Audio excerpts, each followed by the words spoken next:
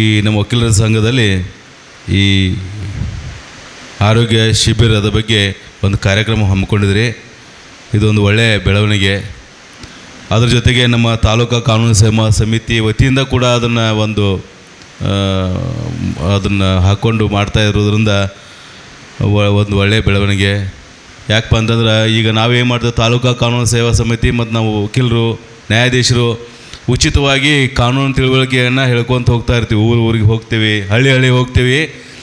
ಅಲ್ಲಿ ಹೋಗಿ ನಾವು ಉಚಿತವಾಗಿ ನಿಮಗೆ ಕಾನೂನು ತಿಳುವಳಿಕೆ ಕೊಡ್ತೇವೆ. ನಿಮ್ಮ ಪರವಾಗಿ ಯಾರಾದರೂ ಪ್ರಕರಣ ದಾಖಲಿಸ್ಲಿಕ್ಕೆ ನಿಮ್ಗೆ ಕೆಪಾಸಿಟಿ ಇರಲಿಲ್ಲ ಅಂದ್ರೆ ವಕೀಲರನ್ನ ಕೊಡ್ತೀವಿ, ಬರ್ರಿ ಕೋರ್ಟಿಗೆ ಅಂತ ಹೇಳ್ತೀವಿ.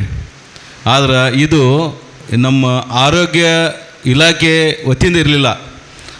ಆರೋಗ್ಯ ಇಲಾಖೆ ವತಿಯಿಂದ ಅಂತಂದ್ರೆ ಸಾರ್ವಜನಿಕ ಆಸ್ಪತ್ರೆ ಇರ್ತದೆ, ಅಲ್ಲಿ ಹೋಗ್ತೀವಿ, ಫ್ರೀಯಾಗಿ ಟ್ರೀಟ್ಮೆಂಟ್ ತೊಗೊಳ್ತೀವಿ, ಏನೋ ಒಂದು ನಾಮಿನಲ್ ಫೀಸ್ ಇರ್ತದೆ.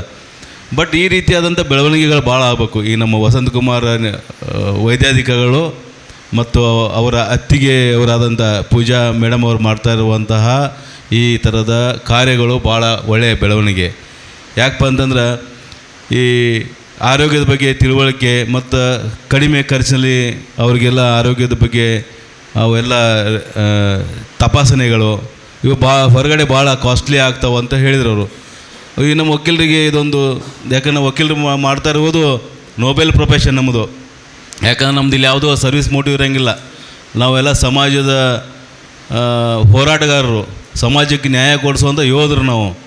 ಹೀಗಿದ್ದಾಗ ನಮ್ಮ ಬಳಿ ವಸಂತಕುಮಾರ್ ಡಾಕ್ಟ್ರವರು ಬಂದ ಕೇಸಿಂದ ಈ ಆರೋಗ್ಯದ ಬಗ್ಗೆ ತಿಳುವಳಿಕೆ ನೀಡಿ ಮತ್ತು ಕಡಿಮೆ ದರದಲ್ಲಿ ಇದನ್ನೆಲ್ಲ ಮಾಡಿ ಕೊಡ್ತೀವಿ ಅಂತೇಳಿ ಹೇಳ್ತಾ ಇದ್ದಾರೆ. ಅವರಿಗೆ ನಮ್ಮ ತಾಲೂಕಾ ಕಾನೂನು ಸೇವಾ ಸಮಿತಿಯಿಂದ ವಕೀಲರ ಸಂಘದಿಂದ ಧನ್ಯವಾದ ಹೇಳ್ತಾ, ಇದರ ಸದುಪಯೋಗ ಮಾಡಿಕೊಳ್ರಿ.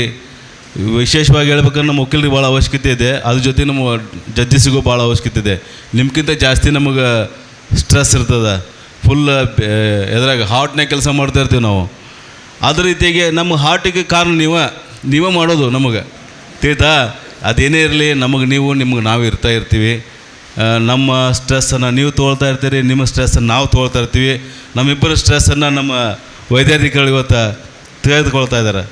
ನಮಗೆ ಚಿಕಿತ್ಸೆ ಕೊಟ್ಟು ಮಾಡಿ ಯಾವ ಥರ ನಾವು ಫಾಲೋ ಅಪ್ ಮಾಡಬೇಕು, ಯಾವ ಥರ ನಾವು ಆಹಾರ ಪದ್ಧತಿ ಫಾಲೋ ಮಾಡಬೇಕು, ಏನು ಎಕ್ಸಸೈಸು, ಏನು ವ್ಯಾಯಾಮ ಅನ್ನೋದನ್ನು ಹೇಳ್ತಾರೆ. ವಕೀಲರಿಗೆ ಆಲ್ಮೋಸ್ಟ್ ಅಲ್ಲ ವ್ಯಾಯಾಮದ ಅವಶ್ಯಕತೆ ಇಲ್ಲ. ಯಾಕಪ್ಪ ಅಂತಂದ್ರೆ ಆಲ್ಮೋಸ್ಟ್ ವಕೀಲರಿಗೆ ಬೊಜ್ಜು ಬರೋದು ಕಡಿಮೆ. ನಾನು ನೋಡಿದ ಪ್ರಕಾರ ನಾವು ಬೆಳಗಾವಿ ಪ್ರಾಕ್ಟೀಸ್ ಮಾಡ್ದಾಗ 28 ಕೋಟಿ ಇದ್ದು ಅವಾಗ. ಈಗ ಭಾಳ ಆಗಿರ್ಬೇಕು. ಎಲ್ಲ ಕೋಟಿ ಅಡ್ಡಾಡೋದು ಹಂಗೆ ಕೆಳ ಹತ್ತು ಮೇಲೆ ಹತ್ತು, ಆ ಕಡೆ ಅಡ್ಡಾಡಿ ಈ ಕಡೆ ಹಿಂಗೆ ಅಡ್ಡಾಡೋದ್ರಿಂದ ಏನಾಗ್ತದೆ ಅಂತಂದ್ರೆ ಮನುಷ್ಯಾಗ ಭಾಳ ವೀಕ್ ಇರ್ತೀವಿ. ಊಟ ಸರಿಯಾಗಿ ಮಾಡೋಂಗಿಲ್ಲ, ಮಧ್ಯಾಹ್ನ ಚಹಾ ಕುಡ್ಕೋತ ಹಿಂಗೆಲ್ಲ ಇರ್ತದೆ ಲೈಫ್ ಸ್ಟೈಲ್ ನಮ್ಮದು. ಹೀಗಾಗಿ ನಮಗೆ ಬೊಜ್ಜು ಬರೋದು ಕಡಿಮೆ. ಬಟ್ ಈಗಿನ ಸ್ಟ್ರೆಸ್ ಲೈಫಿಗೆ ಭಾಳ ಅವಶ್ಯಕತೆ ಇದೆ ನಮಗೆ. ಹೋಗಿ ಎಕ್ಸಸೈಸು, ವಕೀಲರಿಗೆ ಟೆನ್ಷನ್ ಭಾಳ ಇರ್ತದೆ.